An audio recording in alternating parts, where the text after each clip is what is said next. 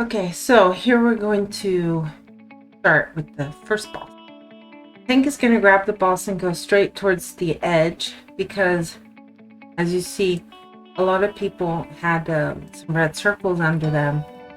What you want to do is go on the edge and drop this pink poison so it won't be in the middle and you'll be walking on it all the time and dying.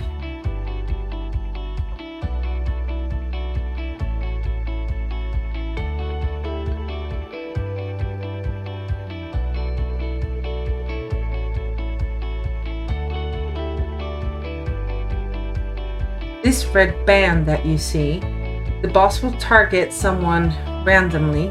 If it is you, run on the other side of one of the plants. So the damage that the boss will throw won't hit you, but will hit the plants. And everybody else stay clear of the red. For the red band, he normally calls out vermin or other similar phrases. See now there's a green line. The person closest to that green line needs to intercept it, but staying away from the other plants.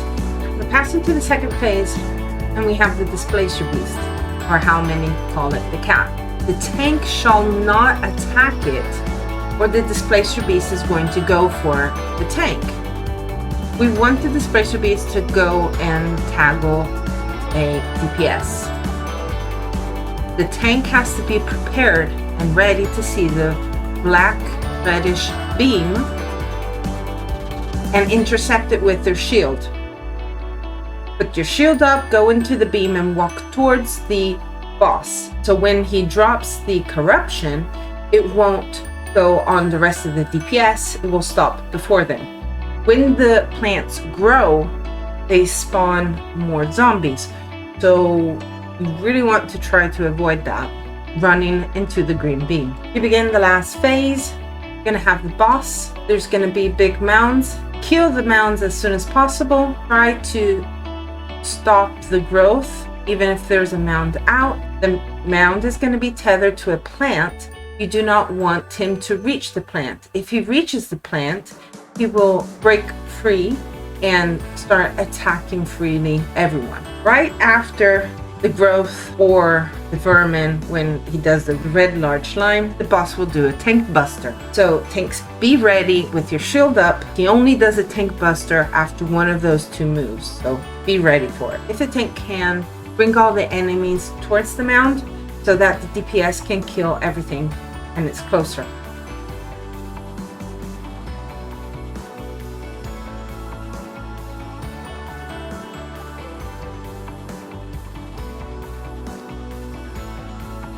You go out, leave the poison, move away as soon as you can.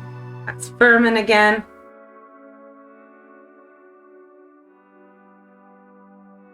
Now he's doing the growth, intercept, and perfect. Every once in a while, there will be one person that is tethered with the red or black beam to one zombie. That zombie is a pretty hard hit. If you can't take them down, you can call it out and other DPS can help you with that one. So the drops from the boss are random and it's gonna go for need or greed. Check before you start the dungeon what is the ingredient that you're going to need for the armor that you're interested in. So open the campaign, then go in campaign store and look at what ingredient you need. All bosses could drop something. It's just a chance, a possibility. They could have no drop whatsoever, or one drop or two.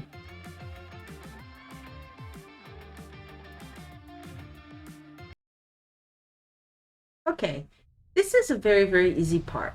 All you have to do is follow the light. Now there's a big dashing light, but then it's gonna be this little ball, and we're just gonna follow it. Every once in a while, there's gonna stop, and there's gonna be ads. Kill the ads and continue following the light.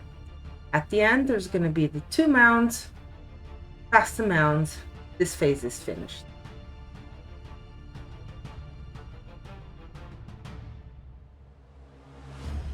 Second boss. The tank shall grab the boss, move to the left, go in combat advantage with the DPS, and they just start attacking him. This is a stack. The healer will put the protection down, and everybody will go inside that area and split the damage. After that, one person and only one randomly person will have those 2 arrows and the big red circle under him. He will go, if possible, in the middle on the grass. He will be stuck in an icicle. All the DPS will try to break him out before he dies, while the tank keeps the boss occupied. If the grass is already with ice on the floor, the person that has the 2 arrows will bring it on the other side. As you see, he's going in the grass. DPS freeze him, and then back on the boss. Here we stack. This time we all have a big red light.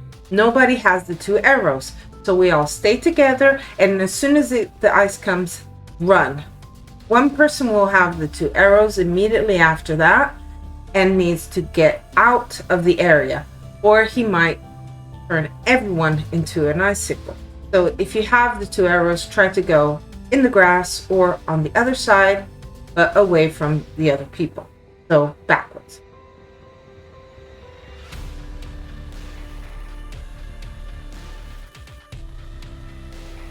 This next phase is the maze.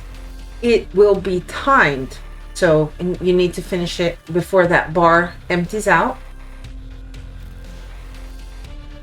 You're just going to attack all the ads.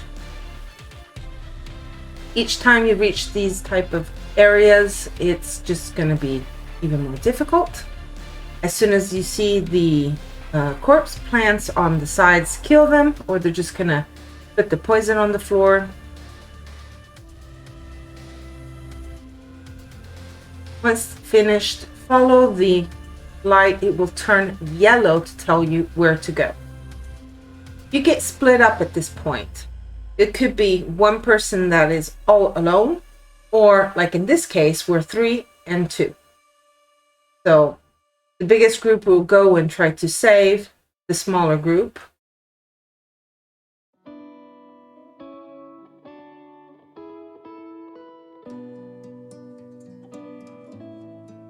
That's where the other 2 are. So we turned right. Now we're just going to go straight, kill the ads, find our friends. We reunite, and then we're going to go back to the course that we're supposed to go on, following the yellow light. There will be another opening, kill all the ads, and follow the light. We're going to be split up again. This time we're 4 and 1. Group of 4 is going to go save and rescue the person that was split alone. Once we find them, I'm going to follow the light again.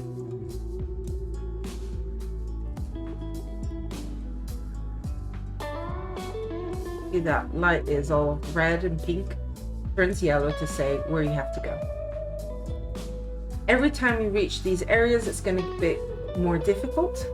As you see, those are black pools.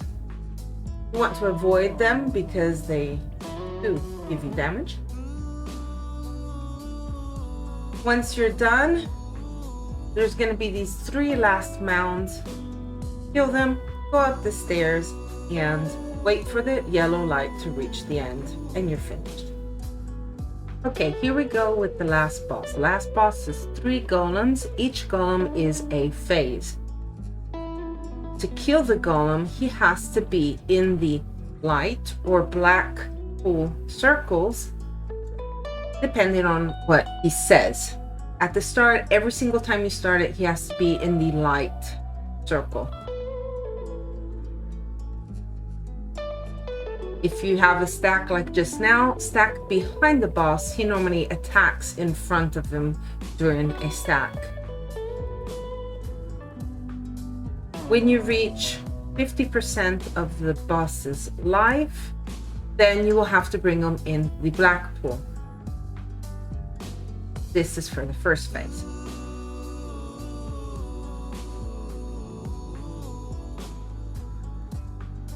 If you have melee in the party, bring the boss not in the center of the black pool, but on the sides, so the melee can reach it without taking too much damage from the black pool.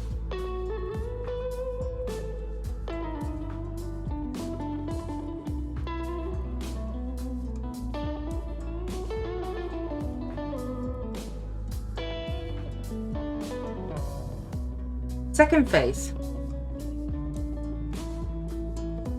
Here we have an extra void that will be just twirling around in the area. Of course, you will take damage if you or others are inside it, so try to avoid it.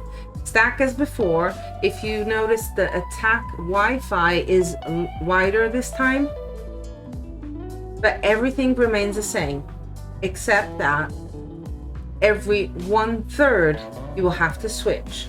So you start off with light, at 1/3 down of life you bring them in the black pool, and then you will close and finish with the light.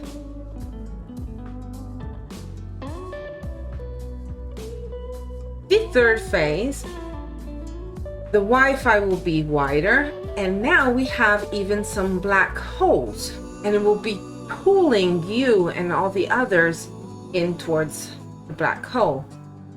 This phase is the most complicated because you have to direct the boss in the light or dark area depending on what he's calling out and where you are on life. Stack and pull away from the black hole. It won't be easy, but you can do it. Just concentrate on the moves and just try to get them in the right spot. At this phase, the switch will be every 1/4 of the life, so it will be quicker to switch. What you do need to know is that many times the tank will not be able to run around the boss and do the stack, or he'll take it himself, or the DPS and the healer have to manage the stack on their own.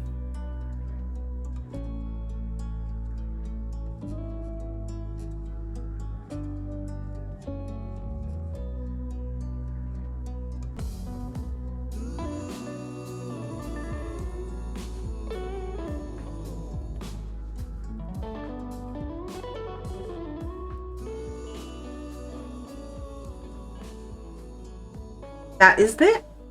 I hope I explained everything in an easy way. Have fun. Bye.